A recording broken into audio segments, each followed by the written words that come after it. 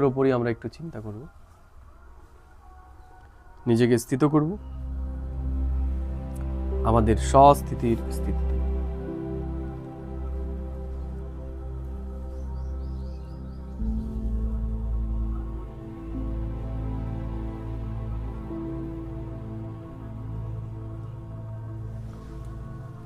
নিজেকে স্থিত করব বিন্দু স্বরূপ স্থিতিতে। এই দেহ থেকে ডিট্যাচ। বাবা আজকে আমাদের সম্মান দিয়েছেন, আমরা হলাম রুহানি সলভেশন আর্মি। এই দুনিয়াকে আমরা মায়ার কবল থেকে মুক্ত করতে চলেছি। এই দুনিয়া থেকে 5 বিকারকে আমরা আধা কল্পের জন্য পরাজিত করতে চলেছি। বাবা বললেন যে কোন বিষয়টা আমাদের বুদ্ধিতে নাম্বারবার পুরুষার্থ অনুসারে করছে। বাবা বললেন ঈশ্বর এসে আমাদেরকে কি প্রাপ্তি করেছেন এটা আমরা নাম্বারবার পুরুষার্থ অনুসারেই বুঝতে পারছি। ঈশ্বর আমাদের কত শ্রেষ্ঠ প্রাপ্তি করাতে এসেছেন সেটা আমাদের বুদ্ধিতে বারংবার চিন্তা করতে হবে। বাবা বললেন আমাদের এখন নিজের বুদ্ধিকে নিজেই বোঝাতে হবে কে আমাকে পড়াচ্ছে, কে আমার পিতা রূপে এসেছে, কে আমার গুরু, কে আমার শিক্ষক। এটা আমার নিজেকে নিজে বোঝাতে হবে। বাবা আজকে বললেন আমরা কেউ 100% বাবার প্রতি নিশ্চয় আমাদের নেই। বাবা বলছে ম্যাক্সিমাম 80 থেকে 50।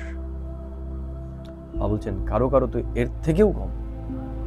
বাবা বলছে সমস্ত খেলাটাই হচ্ছে বুদ্ধিতে বসানোর উপর, যে কার বুদ্ধিতে কতটা এটা নিশ্চয় এসেছে।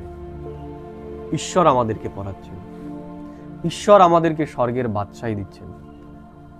এটা যে যত তার নিজের বুদ্ধিকে বোঝাতে পেরেছে সেই তত উঁচু ভাগ্যের অধিকারী হতে পারে।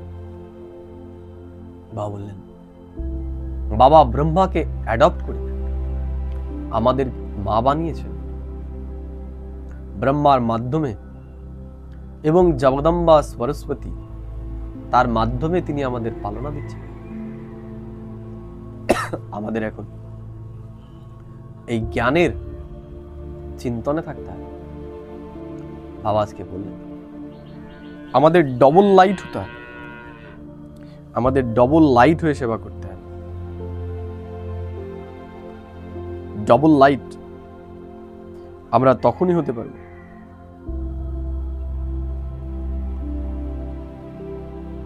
যেখানে পাপ কর্ম থাকে না। আমাদের বুদ্ধিতে যদি কোনো পাপ না থাকে তাহলেই আমরা হালকা হতে পারব। আর যে হালকা হতে পারবে শ্রেয়ী তার শ্রেষ্ঠ ভাগ্য তৈরি করতে পারবে, এবং নিজের সাথে সাথে সে অনেককে লাইট বানাতে পারবে। কারণ যেখানে লাইট আছে সেখানে অন্ধকার নেই, আর যেখানে অন্ধকার নেই সেখানে পাপ কর্মও নেই।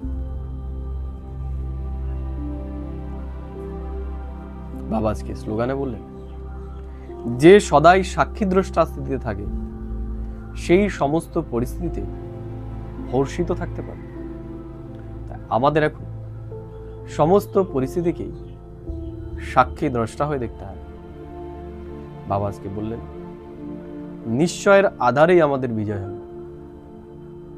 এর জন্য আমাদের নিশ্চয় বুদ্ধি এবং নিশ্চিন্ত হতে হবে।